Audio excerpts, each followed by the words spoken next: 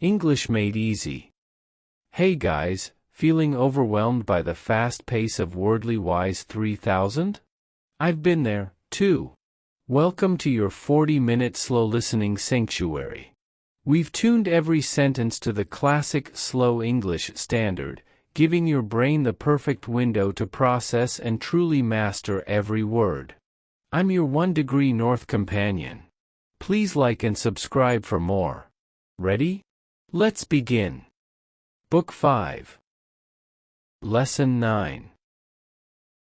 Today we are diving into one of humanity's oldest, most powerful dreams, the dream of flight.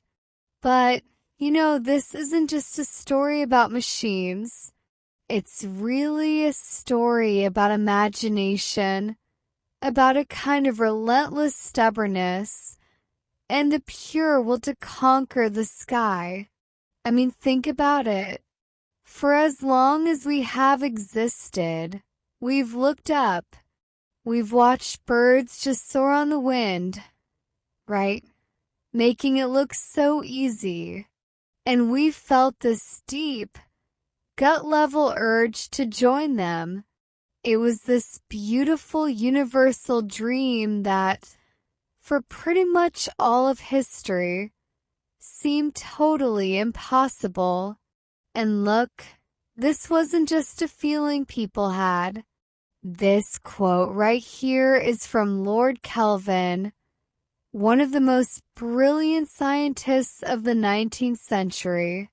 To the smartest people alive back then, the idea that a machine, something heavier than the air around it, could ever get off the ground wasn't just a long shot. It was considered scientifically absurd. So, how in the world did we get from impossible to the age of airplanes? Well, to really wrap our heads around it, we have to understand the huge challenges they were up against. And a great way to do that is to look at the very words they used to define their journey. First up, their ultimate goal, to accomplish flight. See, this wasn't just about trying something out. It was about actually succeeding and doing it through incredible skill and effort. Think about it in today's terms.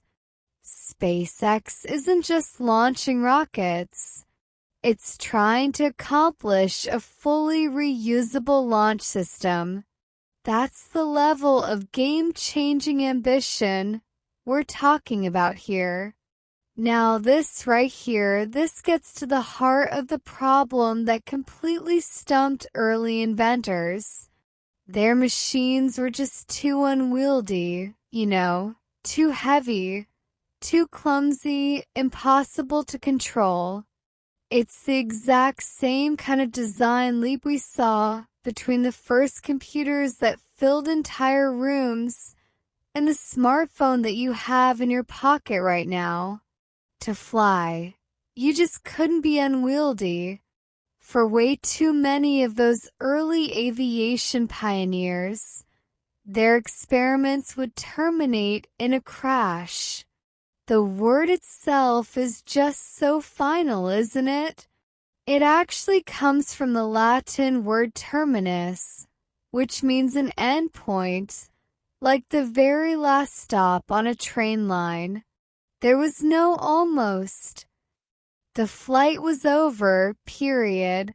But, before we could run, we had to learn how to float. And the key to that very first step was understanding this word, dense. The whole idea is that hot air is less dense. It's less tightly packed than the cooler air around it. And that simple, beautiful principle of physics is what literally lifted humanity off the ground for the very first time. Okay, so here's the engineer's nightmare, right? You're trying to solve the problem of your machine being too unwieldy and heavy, so you make it lighter. But then bam! You run right into the opposite problem. Now it's too flimsy. It's so light that it's weak, and it just breaks apart in the air. This constant balancing act between being strong enough but also light enough. That was the central puzzle they had to solve. And that brings us to the word that describes the breakthrough when it finally happened. Significant. And this is more than just important. A significant event is a real turning point. It's a moment that changes everything that comes after it. And we are about to witness one of the most significant moments in all of human history. All right, so with those key concepts in our back pocket, we can now really follow the story itself, charting that incredible leap from just going up to truly flying. So this timeline kind of lays it all out for us. It kicks off in 1783 with that very first ascent in a balloon. Then, over 100 years later, the engine revolution gives inventors a totally new source of power to experiment with.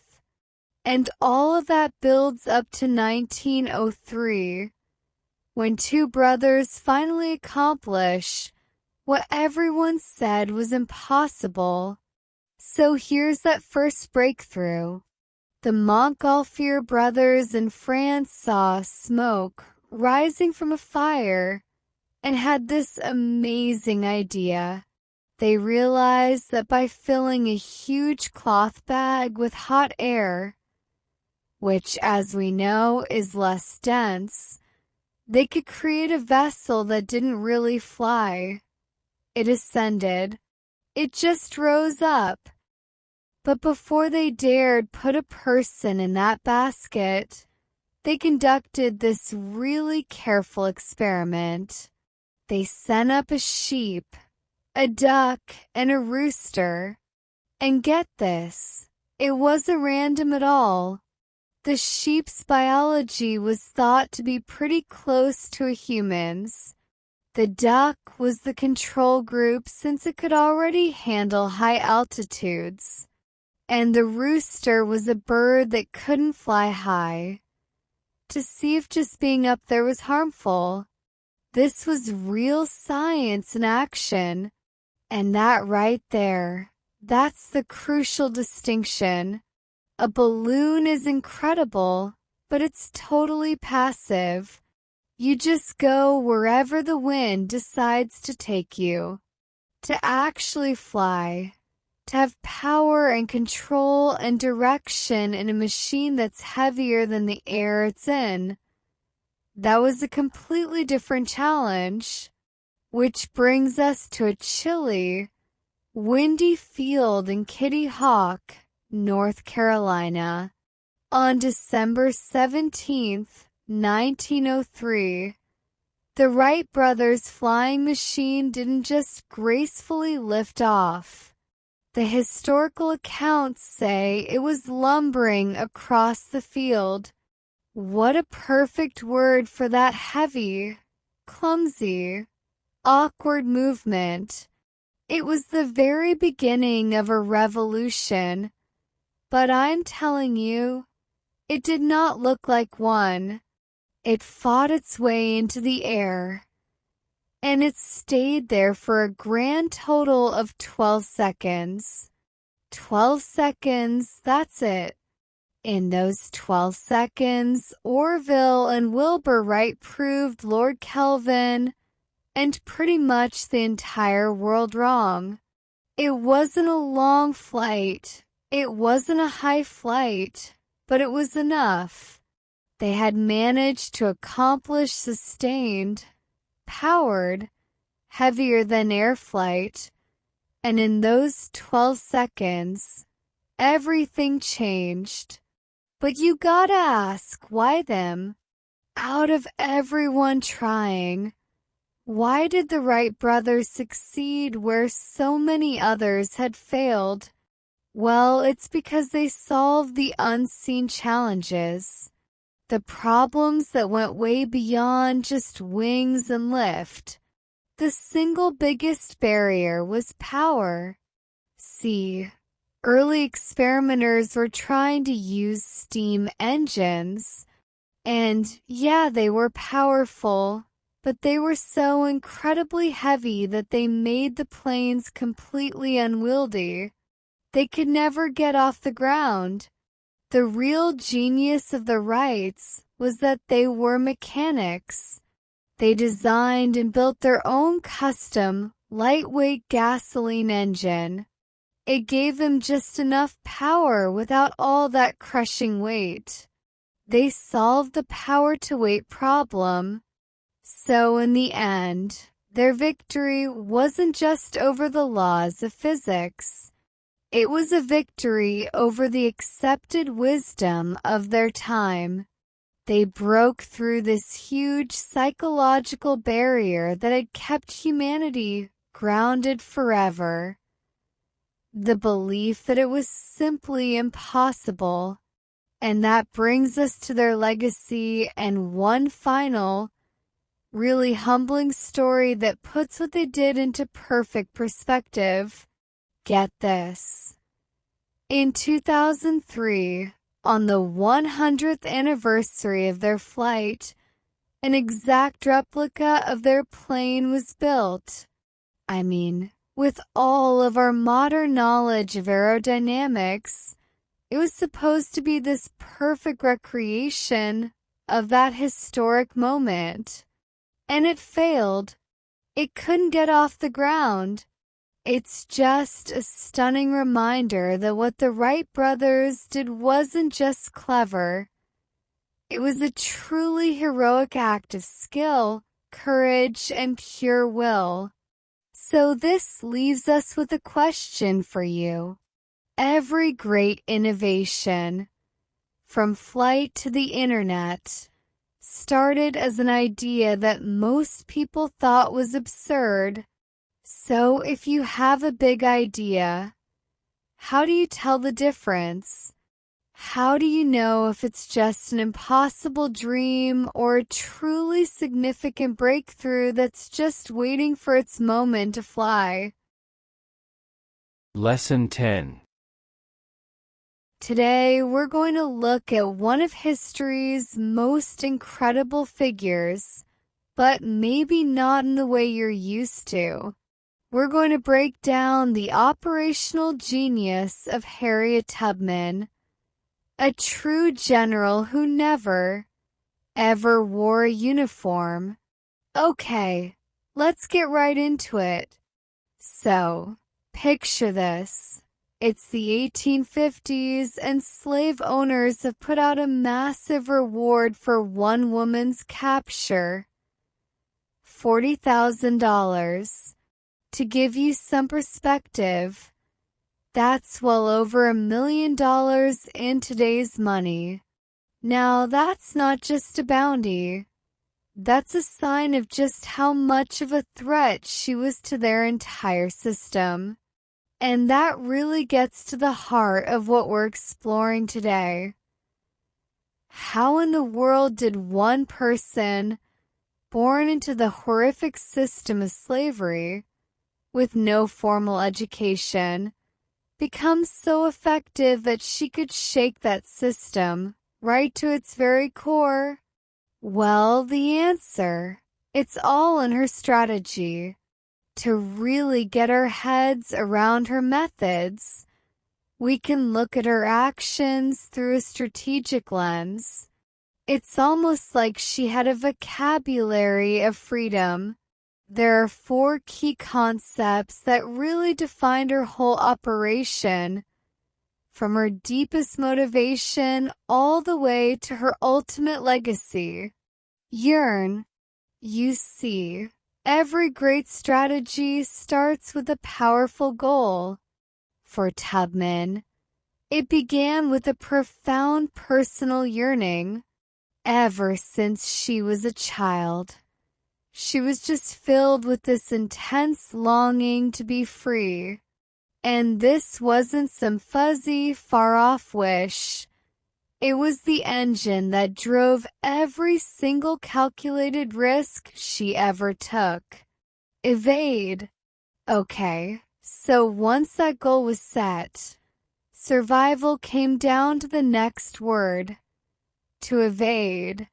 Her entire story is just packed with these narrow escapes where she always, somehow, managed to evade capture. But this wasn't just about running. It was about outthinking her pursuers at every single turn, using disguises, perfect timing, even outcalls as signals, all while navigating by the North Star. Just incredible. And what's so fascinating is how this concept of evasion is still so relevant. I mean, think about a disruptive tech startup today. To survive, it has to constantly evade the moves of these huge, established corporations. You've got to anticipate their strategies, pivot quickly, and find the gaps they just can't see. Tubman was doing exactly that, but with literal life and death stakes. Liberate. Evasion was all about survival, but this next word, this was the mission itself, to liberate. Her goal wasn't just her own freedom, it was about freeing others. And that's what elevated her actions from a personal escape to a full-on liberation campaign. And check this out because it's a brilliant connection.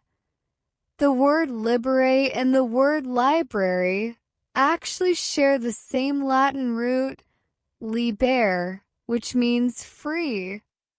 One is for freeing the body, and the other is for freeing the mind.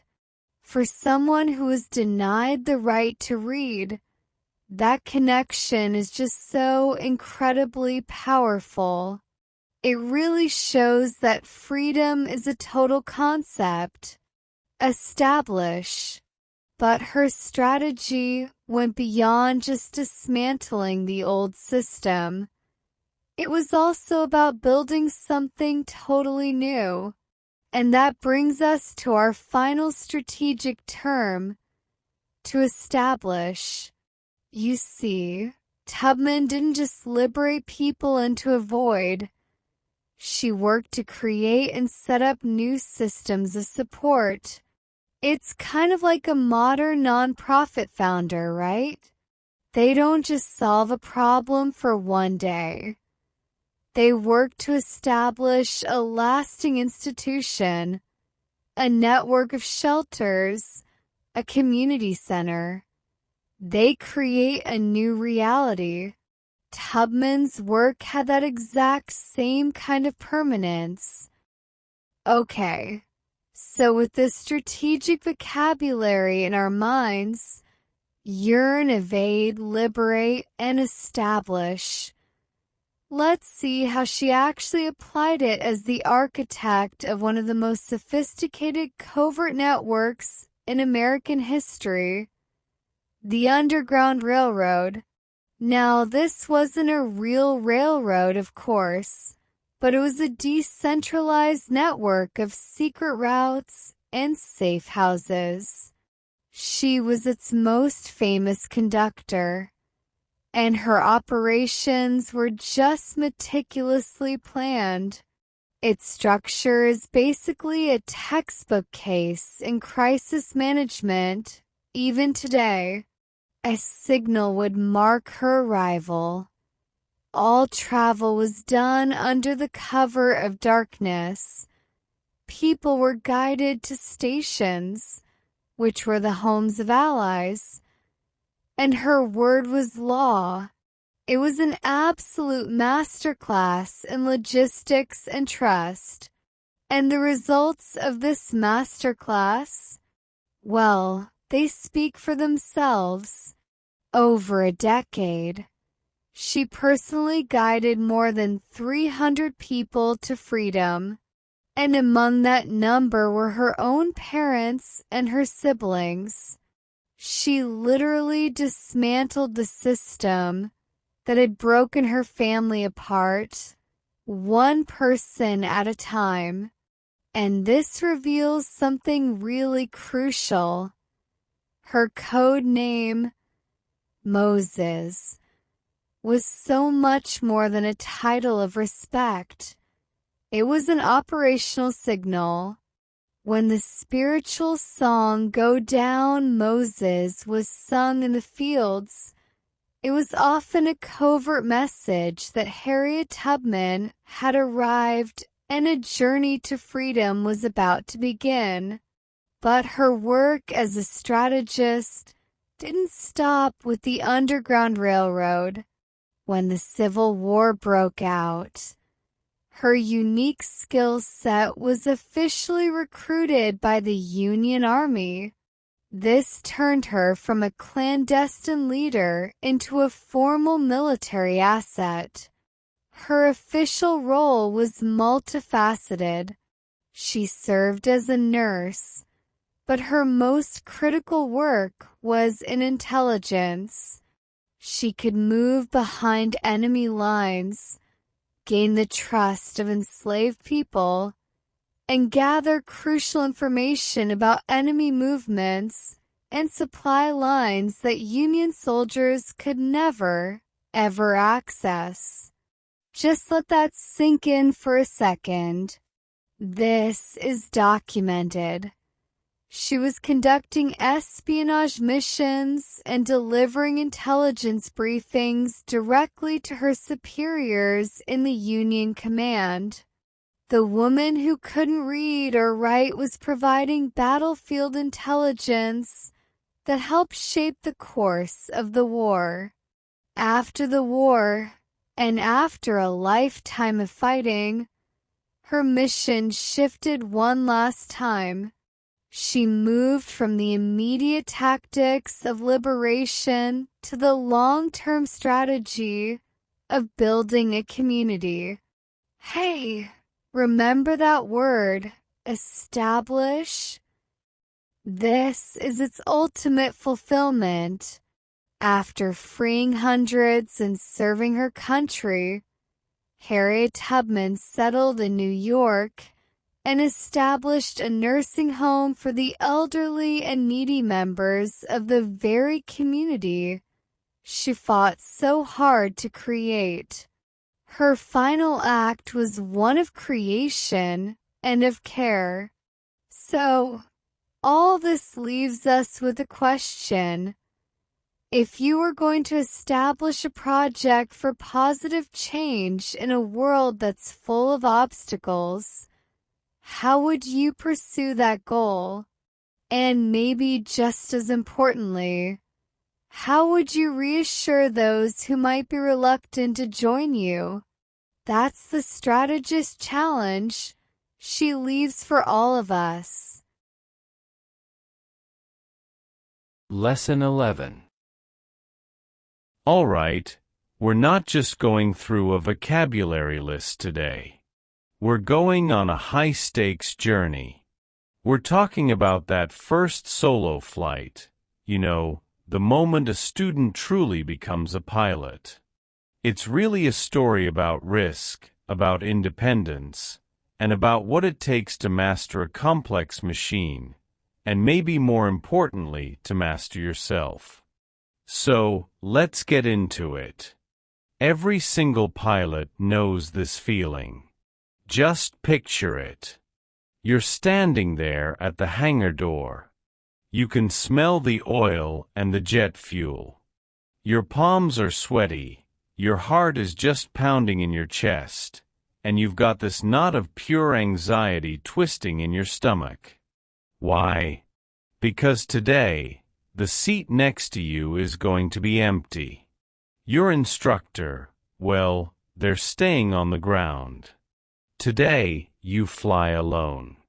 You see, this moment, the first solo, it's not just another test in your logbook. No, it's something way more profound. It's basically a declaration of independence. It's the moment you prove not just that you can handle a machine, but that you can be trusted with your own life thousands of feet above the safety of the ground. And there's this incredible tradition that just perfectly captures this idea: the cutting of the shirt tail. After a student pilot nails their first solo flight, the instructor literally takes a pair of scissors and cuts off the back of their shirt. It's this symbolic act, a rite of passage that basically says, hey, you're not tethered to me anymore. You can fly on your own. We'll get back to the amazing origin of that tradition in a little bit. But look, before you can earn that kind of independence, you need the right tools. And in aviation, some of your most important tools aren't on the control panel, they're your words. This isn't just about learning vocabulary, this is the language of control. These are the precise concepts you absolutely need to manage risk and master the sky. Methodical. So, first up is probably one of the most critical words in any high-stakes game: methodical. It just means doing things in an orderly, systematic, step-by-step way. No shortcuts, no winging it, you just trust the process. And what's so interesting is how vital this is in our modern world. I mean, think about it. An autonomous driving algorithm has to be ruthlessly methodical. It can't just get a feeling about the traffic, right? It has to systematically process a million different variables: other cars, pedestrians, stoplights, all to prevent a total disaster. Well, in the cockpit, the pilot has to be that algorithm. Stall. Next up is a word that, I gotta tell you, sends a chill down every pilot's spine: stall. Now, this isn't just the engine quitting. A stall is an aerodynamic event. It's when the wings suddenly stop generating enough lift to keep the plane in the air. It's a sudden and frankly terrifying loss of control. And this is just a brilliant illustration of the stakes in other complex systems. Think about a high-frequency trading system that stalls, even for a split second. It doesn't just take a little break. It can set off a chain reaction of failures and potentially lose $1 billion before a human can even blink. A stall always means a critical system failure, whether you're in the air or on Wall Street. Altitude. Okay, now for a word that gives us some perspective: altitude. On the surface, it's simple: it's your height above the ground. But when you're on a solo flight, it means so much more. And that's really the heart of it. Altitude isn't just physical height, it's intellectual perspective. You know how when you're stuck deep in a complicated problem, someone tells you to get a 30,000-foot view? That's altitude. It's the ability to pull back from all the messy details on the ground and see the entire landscape, the whole system, all at once. Point of order: the building where you keep that beautiful airplane is a hangar, hangar. What you use for your shirt in the closet is a hanger, hanger. A small difference in spelling, but a pretty big difference in real life. The flight kit. All right, let's round out our flight kit. You have to appear nonchalant, calm and cool, even when your heart is racing. You have to know how to brace for impact, both physically and mentally. And if you do everything right, you finally get to exult, to feel that unbelievable, overwhelming joy of pure achievement. Now when you're flying solo, you might feel like you're all alone up there, but you're not. You've got one co-pilot that will never, ever fail you. It has no ego and it's completely immune to panic. What is it? The checklist. It is the physical embodiment of being methodical. You might be wondering, why is this so important? Well, as you can see here, the checklist was born from tragedy. Back in 1935, a prototype of the brand-new B-17 bomber crashed during a test flight. The pilot was one of the best in the world. The cause? He forgot one simple step, unlocking the controls. The plane was almost labeled too much for one man to fly, but the solution wasn't to change the plane, it was to invent the checklist. They realized that complex systems simply can't rely on human memory. You need a standardized, methodical process. So, here you are, back in that cockpit. You follow the protocol. Inspect, that methodical walk-around inspection. Clearance, you get on the radio and get your clearance from the tower. Throttle, you take one last deep breath, push that throttle all the way to maximum. Accelerate, you feel the plane just surge forward. As you're screaming down that runway, this one number is just burned into your brain, 55 miles per hour. That is the threshold. If you try to pull up any slower than that, you risk a stall. It is the razor's edge between flying and falling. You know, when that student pilot finally lifts off the ground, they're not just flying an airplane. They're joining a lineage, this long, incredible line of pioneers who all took that same terrifying, exhilarating leap into the sky. Okay, so let's get back to that shirt-tail legend. The real story behind it is just fantastic. In the early days of aviation, these training planes had no radios, so the instructor sat in the back seat and would have to shout instructions. But to give directional commands, they would literally tug or pull on the back of the student's shirt. So cutting that tail off after the first solo? It was the ultimate symbol. You don't need my tugs anymore. You can navigate on your own. And this spirit of self-reliance really defined those early aviators. I mean, a young Charles Lindbergh bought a surplus World War I biplane for $500, and with less than 20 hours of training, he took it up for his first solo flight. It was that exact same courage, that willingness to face the ultimate risk all by himself, that would later carry him all the way across the Atlantic. And this all leads to a pretty profound question. Just think about it for a second. When you're up there alone at 5,000 feet of altitude and you're looking down at the world laid out beneath you, what's the real difference between that exultant feeling of success and any success you might have down on the ground? Well, I think the answer really comes down to the stakes.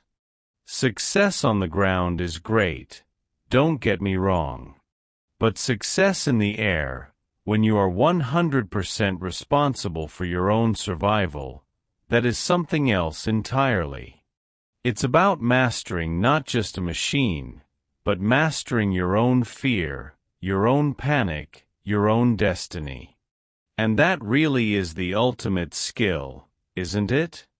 It's not about just pushing the throttle to maximum and hoping for the best. True mastery, whether you're in a cockpit, in business, or just in life, is about balancing that raw ambition with a disciplined, methodical process that makes sure you don't just take off, but you also land safely. So that brings us to our final thought.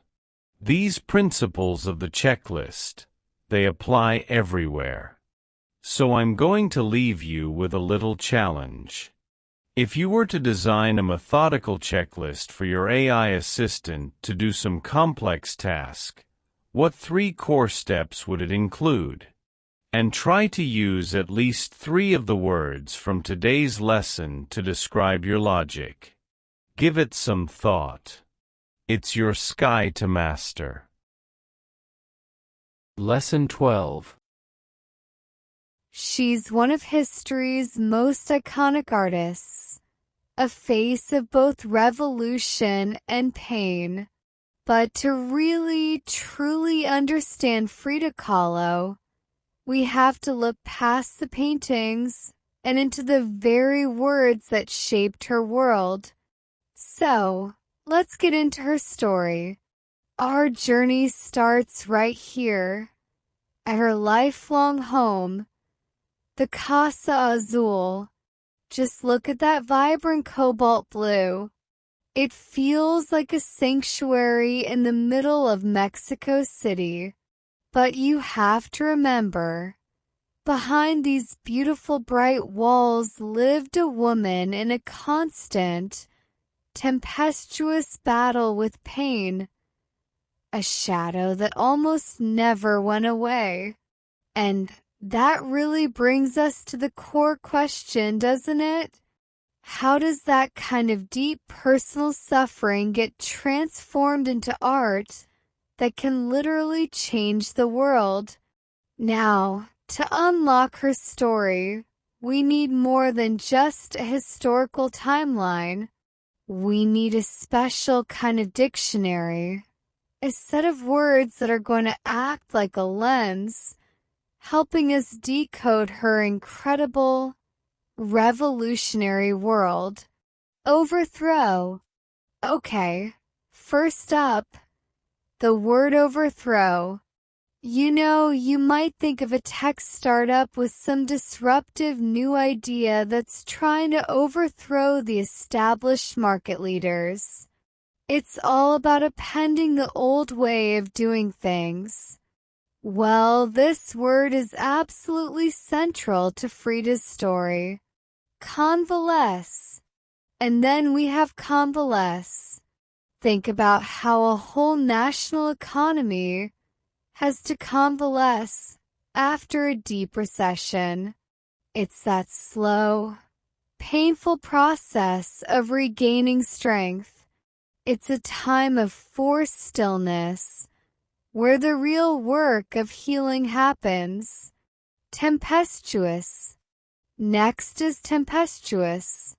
It just means stormy, wild, full of intense and conflicting emotions. It perfectly describes the political era she grew up in, but also the passionate, often chaotic nature of her relationships and, honestly, her own inner life. Penetrate. Now this next word is a tough one. Penetrate. To pierce, to pass through. And in Frida's story, this word has a brutal physical meaning. A single moment of violence that would forever mark her body and her art. Notable. And finally notable. To become a notable artist or a notable voice in any industry, you have to do more than just be good at something.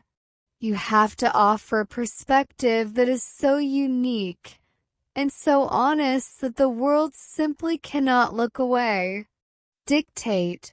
And what's really fascinating is where a word like dictate even comes from. Its Latin root, dicere, just means to say or to speak. It's a pretty powerful reminder of how the simple act of speaking can be twisted into an act of command and control. A theme that was front and center in the dictatorship Frida was born into. All right, armed with this new vocabulary, let's step right into the tempestuous world that forged Frida Kahlo, a true child of the revolution. So, I want you to imagine a nation just simmering, ready for change. For nearly 30 years, Mexico was under the rule of a dictator, Porfirio Diaz. By 1910, the whole country was like a powder keg, ready to overthrow the old order and ignite a massive revolution. And in an era that dictated exactly what a woman should be, obedient, quiet, confined to the home, Frida was basically a rebellion in human form. She wore men's clothes, she talked politics, and she just loved to shock polite society any chance she got. And then, when she was just 18 years old, a catastrophic event changed everything. A metal handrail from a bus penetrated her body in a horrific accident that nearly killed her. But right there, in the wreckage of her physical self, her artistic life was about to be born. She was trapped in her own body, literally forced to convalesce for months on end. And in that stillness, she discovered her true voice, her pain, her isolation, her reality. All of it started to just pour out onto the canvas.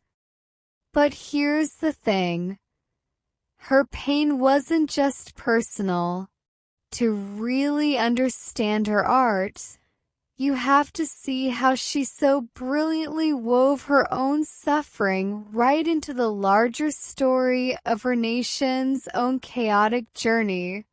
So, that dictatorship under Diaz? It's known as the Porfiriato. And sure, it modernized Mexico, but it came at a terrible price. Extreme inequality and severely restricted freedoms. This tempestuous environment didn't just lead to a political overthrow. It was fueling a cultural one, too. And this right here is the ultimate proof of her political dedication. Frida actually changed her birth year. Her birth certificate said 1907, but she insisted she was born in 1910, the year the revolution began. I mean, she literally rewrote her own story just to become a child of the revolution. How amazing is that? And her home, the Casa Azul, it wasn't just a house. It was an epicenter of art and politics. It was a salon where revolutionaries and artists would all gather to debate and create the identity of a brand new Mexico. So what is her legacy then?